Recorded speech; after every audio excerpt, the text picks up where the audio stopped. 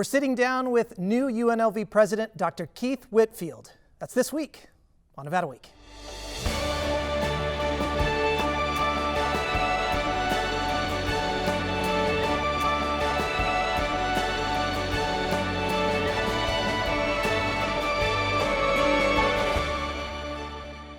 Support for Nevada Week is provided by Senator William H. Hernstat and additional supporting sponsors.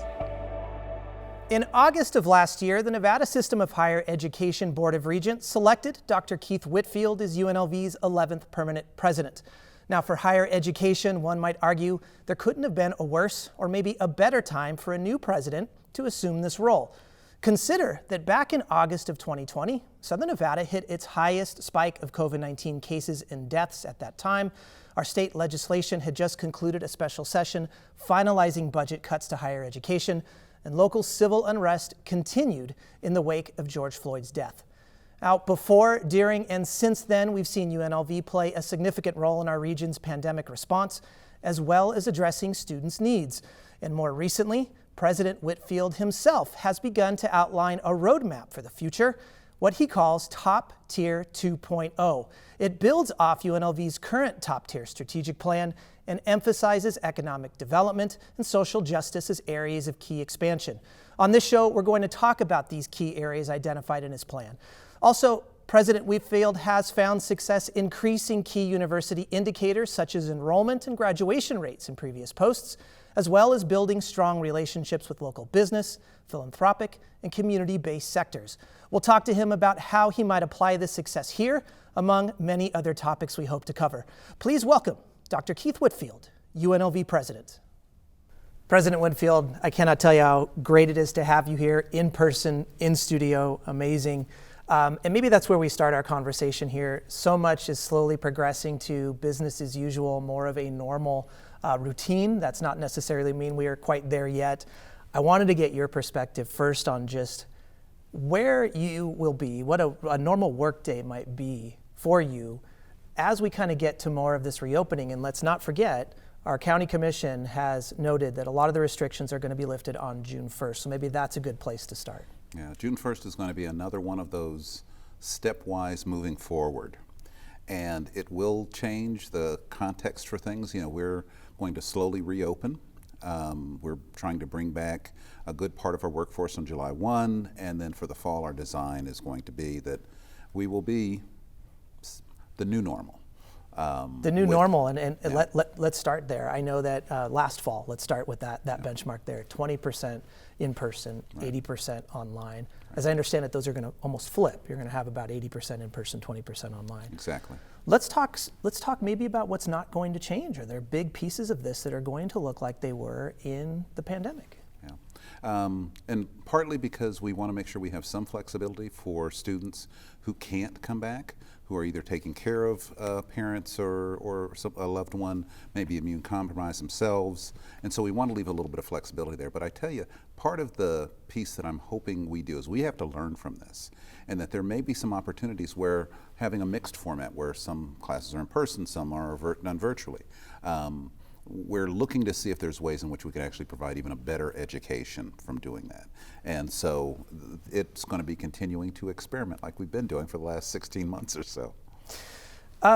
There's been some talk of federal applications have been down, which might be a sign that enrollment generally across our whole university system, not just within our state, but federal, but nationally here, could be down. What's the projection? Do we think that our enrollment at UNLV will be resilient?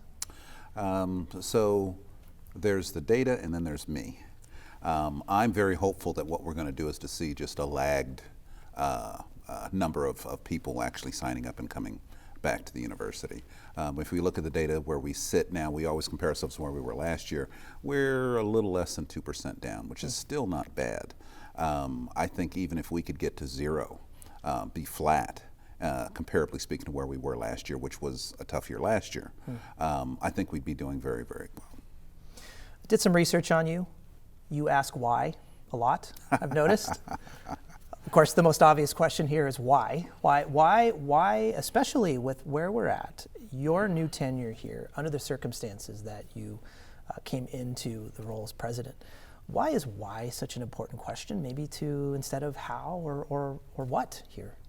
Yeah, why ends up being a good question for understanding the mechanics, the intentions, the design, and we have an incredible, I sit as president of an incredible university that has already done so much, and so the why ends up being, let's make sure that as we're making these great strides moving forward, that we make sure we're doing it for the right reason, that we're answering and making sure that we fill in where there may be gaps in terms of need or opportunity. So why ends up being a good question for a lot of reasons. I wanted to throw a why at you. You described UNLV as, quote, hungry, a hungry institution. Now, I want to put some context here. This was in relation to faculty and a conversation around research. Why hungry? Why is that a good indicator? You know, hungry is a good indicator. I have been at other universities. I'm sure we might touch on it here in a little while, but I've been at other universities, and that hunger piece of it makes you strive to do better. It's very easy to become complacent, and I think with higher ed, as much as changing and as much as moving, that if you're not hungry to think about doing more and explore, and actually I have a few quote-unquote famous quotes that I've of course gotten from somebody else, which is to fail fast. Don't sit and be so concerned about, well, we've always done it this way and it's comfortable that way. Stretch yourself a little bit, okay? Failing, we learn from failure anyway. And so, and not that we're trying to design for failure, but we can actually learn from that. And if we keep our mind open to that, we have a growth mindset, and it actually allows us, again, to be a better university, which that's just what UNLV is. It's been on the track for doing it for a long time, and we're going to continue to do that in these precarious years that are going to be ahead of us. And you mentioned your past and your previous roles. Let's talk about that for a second. You were provost of Wayne State University in Detroit. As I understand it, that university has similar populations as UNLV does. One of the things that you were really good at doing there was increasing graduation rates. This is potentially a challenge for UNLV here. Our 6-year undergrad graduation rate at UNLV is about 44%. How and what can maybe you replicate from your days at Wayne State University here to increase that? It's interesting because it's the same and different. It's a similar population in that we had an okay minority population. It's much larger here, actually. We had it was a commuter school, so it was similar in that way. A lot of first-generation students, so it was similar in that way. And I want to start off and say that I was a part of a team. I led a team that increased graduation rate. I think from the time I got there till the time I left, it was maybe an increase of 24, 25%, something like that. That's done in steps. It's done with a commitment to student success. Student success, you would think that that's just naturally what a university would think about, but it has to be something that is on the front burner, that is what everybody's committed to, what you even try to make sure is a priority in your funding, in your design, in how you think about yourself as a university. And we've been doing that, and I think, they picked me because maybe I can try to push that even farther. There's been a lot of hard work that's already been done. I'm really so happy and excited about the foundation that's been set. And I think some of the things that we're going to be doing are going to be really even more 21st century of using apps, using technology. But it's funny, some of it's basic stuff like making sure that students understand this is their university, that they belong there, and that they should ask questions, and that the questions don't come just when there's a problem. The questions come when you explore and think about what could be. And so we'll be trying to work on the culture, both for our faculty and staff, but as well for the students. Let's talk a little bit about community colleges here. I know this is another big part of yours too, and also the partnership with Clark County School District, particularly for maybe some of those students of color where we see typical achievement gaps here, as we do see nationally as well. How important are those collaborations, and give us maybe some specifics on programs you would like to see the 3 institutions there work on together? These are great questions. This is stuff I love to talk about. That was also something that I brought from my previous employment, was a connection to the community colleges. we're a little lower in terms of the number of students that we get, and that ultimately when we see when we graduate, I think it's around 25%. I hope I'm not getting that number wrong. I've been in a place where it was 44%, and so it's absolutely critical that we make sure we make connections with those institutions. And, you know, two, I can't think of what our numbers are. It's over 70% of our students come from this area. So our students are in the school system. So of course it makes sense to be connected with those kind of entities. And in terms of the kinds of things that we've at least initially started talking about, some of them has been workforce development. I think a lot of that is put at the community college level, but there's things that four-year institutions should do as well. That is going to help in terms of economic diversification, which is one of our things that we want to be able to contribute as a university to the community. And the piece that I'm very, very passionate about, I wish we're going into a more normal summer even, but is summer programs for students. One of the things that we can do as an institution is be able to basically have that 360 or 365 days a year that you're learning. If you're not learning, you're falling behind. We live in a society that, because of technology and lots of other things, basically you're always learning. So providing summer programs, other kinds of opportunities that augment, supplement the great things that CCSD is already doing. I think Superintendent Jara, I share his passion, and so we connect on some of those things, but we've thought about how we can triangulate and actually work between CCSD, the CSN, and UNLV. It's not going to be 100% of what we do, but it's a critically important part of what we do because we are the urban research university for our state.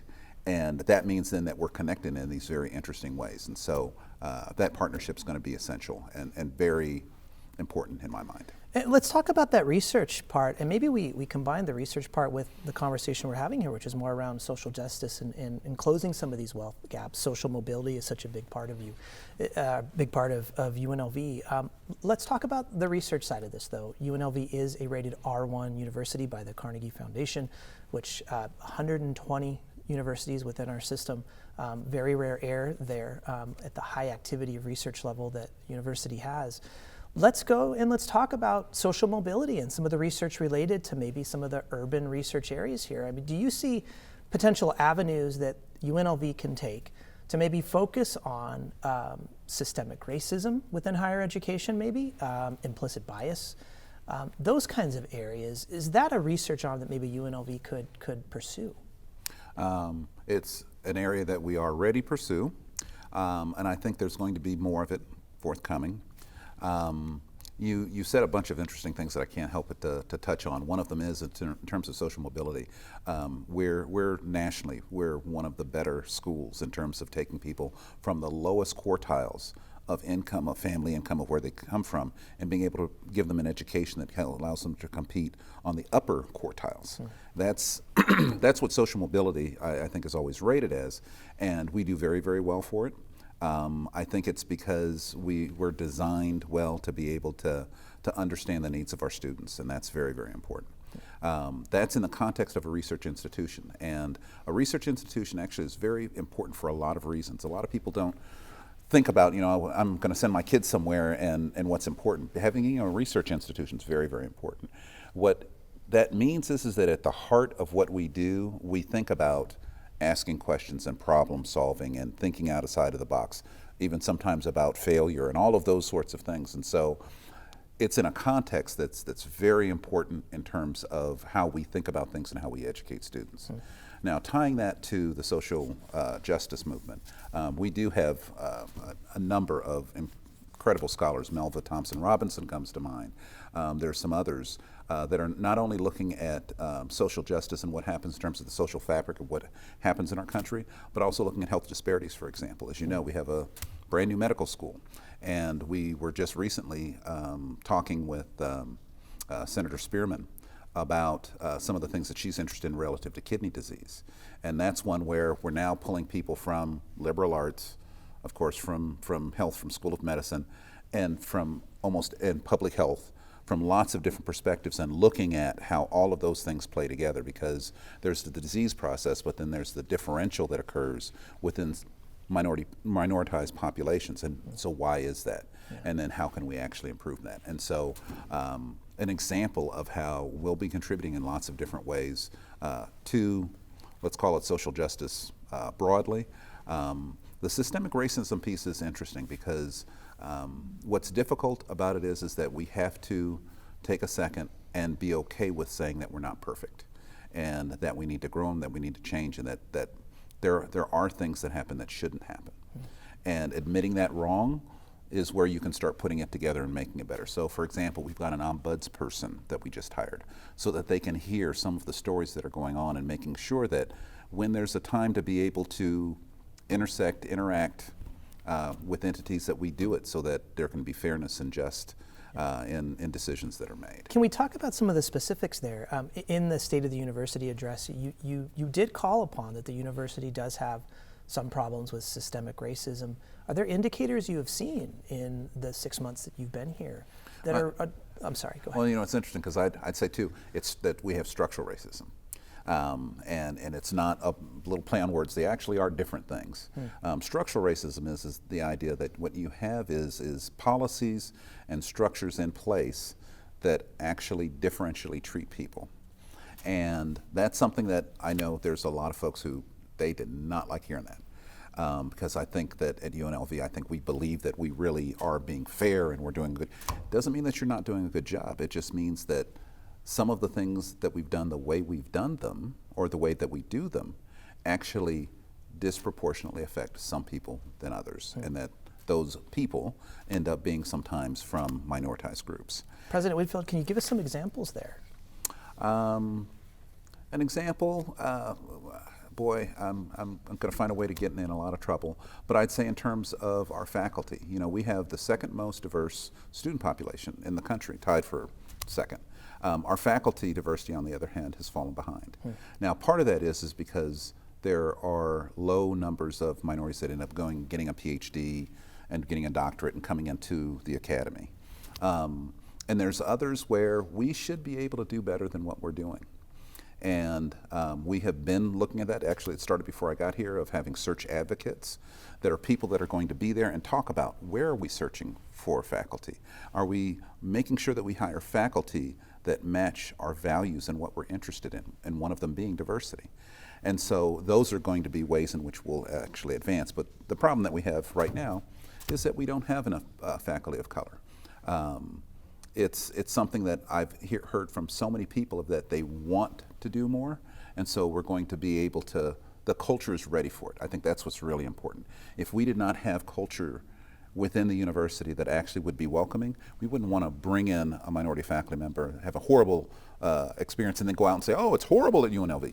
It'll be very welcoming, I think, for them, because there's a lot of desire for that. But those, again, are structures that exist, that the way in which we've done things has not made that as a balanced, important priority.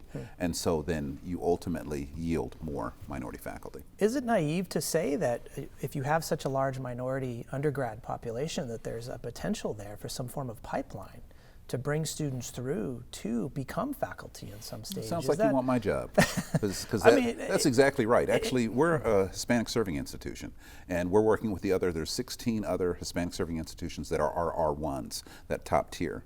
And we've just gotten together and said, you know something, if we're going to deal with this problem, if we're going to fix this, we're where they starts at. We're the ones with those students that are coming through.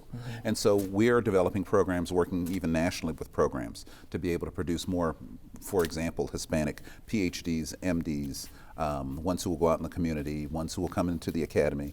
One of the interesting things that's going on right now is that even with the number of PhDs, let's say, who get who are minted, they have more opportunities than just going into higher ed. There's business, there's industries, there's tech that all want those same level of expertise. So then we have to compete. And I think one of the things that we can do is make it actually more attractive to understand academia. I'm a little biased, but it's such a great lifestyle that you get to change people's lives. You basically get to, there's a lot of freedom that you have, and it's freedom to explore and expand and think about, hard questions.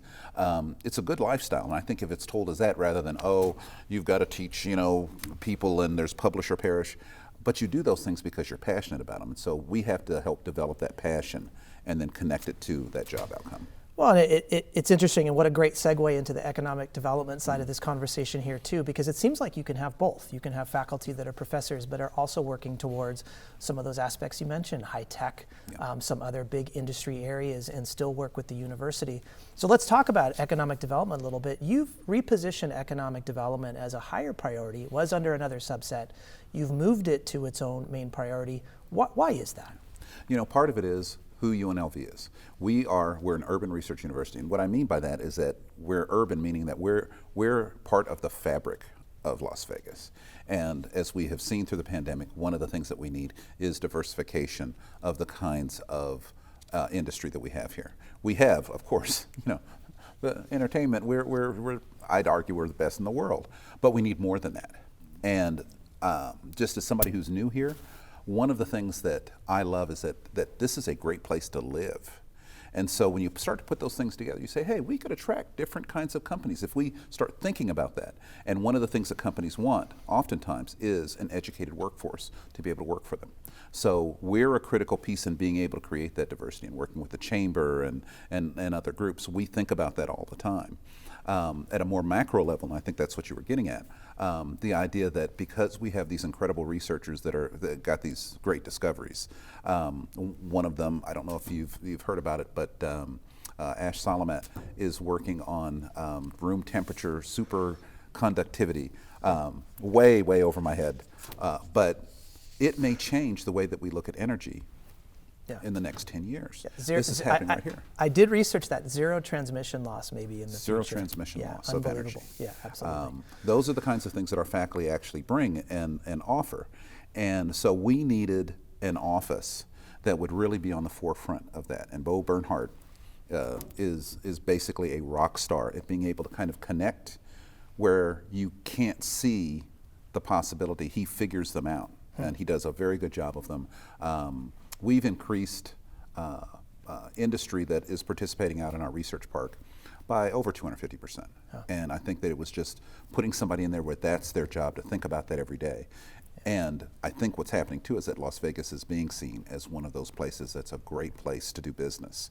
And so we want to help be that place where we're the educational partner, we can be the research and idea partner.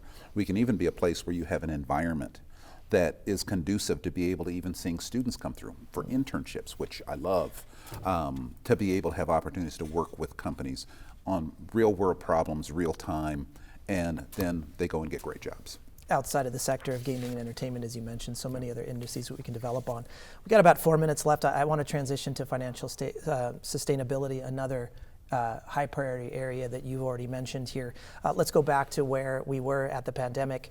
We did have a special session, significant cuts to higher education. It looks like most of those cuts are going to be restored at some point here. That's good news, but is that enough? I don't want to look a gift horse in the mouth. I think that it's going to be a game changer for what's going to be done, but there's got to be a better investment in higher ed in the whole state. We are down towards the bottom when we see investment in higher education, and I think that that's the reason why UNLV and UNR and NSC and all of our higher ed partners have really been kind of doing another one of my little catchphrases, which is making $1 out of 15 cents.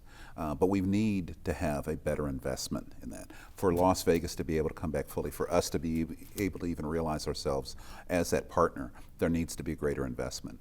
I have, an unbelievable CFO, one of the best provosts I think in the country, and we are very, very strategic about how we use every single dollar. And if we had more, we would do more. Well, I wanted to ask you that too. Such a big role, I would assume, of a president is the fundraising aspect. Of course, we've been in this COVID restricted scenario here where you can't necessarily go out in your first 6 months and maybe talk to some of those big donors, or maybe you have. I wanted to know specifically, how much of an average day of the president of a university is spent on fundraising?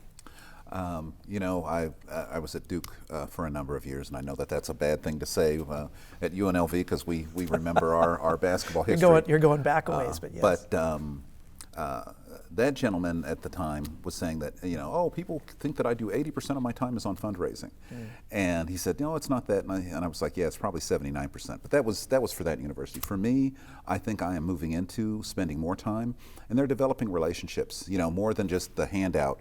It's really developing relationships, seeing how people actually understand or sometimes don't understand what UNLV actually brings, the history, and what the future actually brings. And so it's more and more. You're hitting on a very interesting topic, because I have not quantified exactly what it is, but it will be a bit more. But I will tell you, just from my perspective, I'm a student success centered person, and will be as president. And while we definitely want to have the contributions of philanthropy, they make a huge difference. I'm going to make sure that I keep my eye on what that money is going to, and making sure that it's doing the best that we can. What's nice for me is that I have a leadership team that's outstanding, from my government affairs person to the chief financial officer to my provost. They keep me from worrying too much, but I still have to worry a little bit about it. And my other piece is that I want to make sure that I connect with students as much as possible, so that we know what we're getting the money for. President Whitfield, great conversation. Thank you so much. Thank you. Thank you, as always, for joining us this week on Nevada Week. For any of the resources discussed on this show, please visit our website at vegaspbs.org/Nevada-Week. You can also find us on social media at Nevada Week. Thanks again, and we'll see you next week.